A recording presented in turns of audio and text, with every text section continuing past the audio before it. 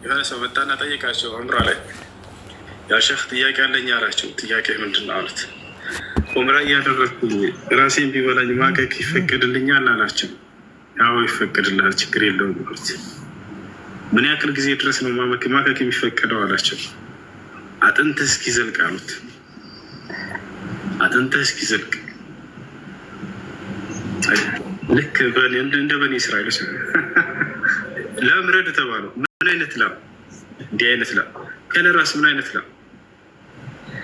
ለአጠቃላይ ጅኑ ዋናው ይልቀቅ እንጂ መልቀቁ እንጂ በየትኛው ቋንቋ እናናግረው የሚለውን በየትኛው ቋንቋ ይሁን ችግር የለውም። ብቻ ጅኑ በሚገባ ቋንቋ ይሁን። ጅኑ አማርኛ ከሆነ የሚናገረው በአማርኛ እናገሩት፣ አረበኛ ከሆነ በአረበኛ፣ በኦሮሞኛ ከሆነ የሚናገረው በኦሮሞኛ። አካም ቦልቴ አካም ነጋ ጅራ ጅርቱ ገለቱማ ምናምን እያልክ ታናግረዋለህ። ስልጠኛ ከሆነ ደግሞ ፈያን ኮን ፈያን ምናምን እያልክ ታናግረዋለህ። ኦሮሞኛ ትግረኛ ከሆነ የሚናገረው ደግሞ ለአንድ ወዘብቁ ምናምን እያልክ ታናግረዋለህ። ይቅርታ ብዙ ቋንቋዎችን ልናገር ነበር፣ ጊዜ እንትን ይለናል እና ብዙ ቋንቋዎችን መስማት እችላለሁኝ። የመረዳት ችግር ብቻ ነው ይቀረኝ። እሺ ጥያቄ ያለው አለ? ሌላ ጥያቄ ያለው አለ? ሰላም አለይኩም። ሰላም አለይኩም። ወአለይኩም ሰላም ወረሕመቱላሂ ወበረካቱ። ሁሱ አንድ ጥያቄ ነበረኝ። ምን ይላል?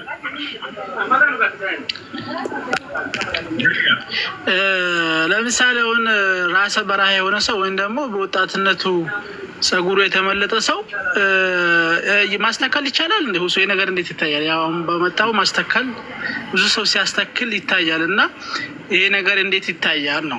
ይቻላል። ጸጉሩ የተመለጠበት ሰው ማስተካከል ይችላል፣ ችግር የለውም። የማይቻለው ምንድነው? ጸጉሩ ላይ የተመለጠበት ሰው ማስተካከል ይችላል፣ ችግር የለውም። የማይቻለው ምንድነው? የማይቻለው ወስለ ሸዕር ቢሸዕር ጸጉሩን በጸጉሩ ላይ በቀ ስለዚህ ማስተካከል ይቻላል ማለት ነው።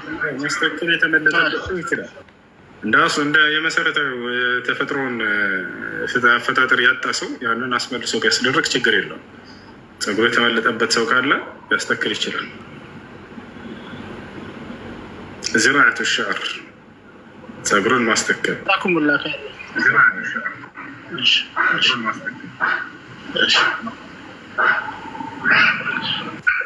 ሰላም አለይኩም ወረህመቱላህ። ወዐለይኩም ሰላም ወረሕመቱላሂ ወበረካቱ። ጥያቄ ነበረኝ። መላጣዎች ወደ ማስተካከል፣ ብዙ ጸጉር ወደ ማስተካከል። እሺ ጥያቄ ምንድን ነው? ማለት አላህን በጣም የምለምነው ነገር አንዱ ወላሂ እንዳልመልጥ ነው። አዑዙ ቢላህ አስባችሁታል? ይሄ ባይኖር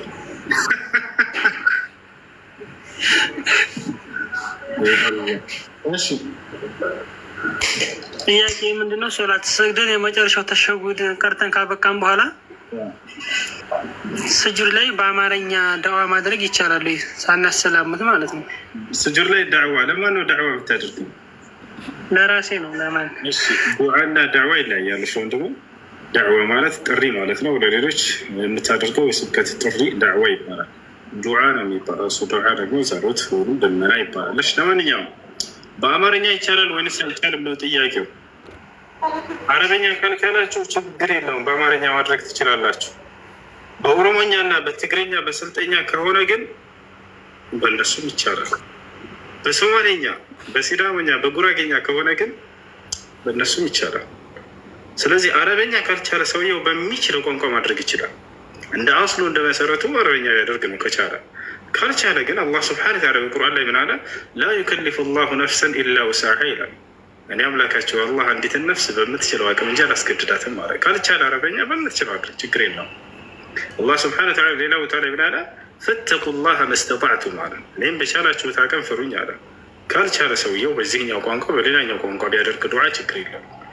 በስጁድ ላይ ዱዓ ማድረግ በጣም ተወዳጅ የሆነ ሱና ነው። ነቢ ሰለላሁ ዐለይሂ ወሰለም ሐዲስ ላይ ሲናገሩ ምን አሉ?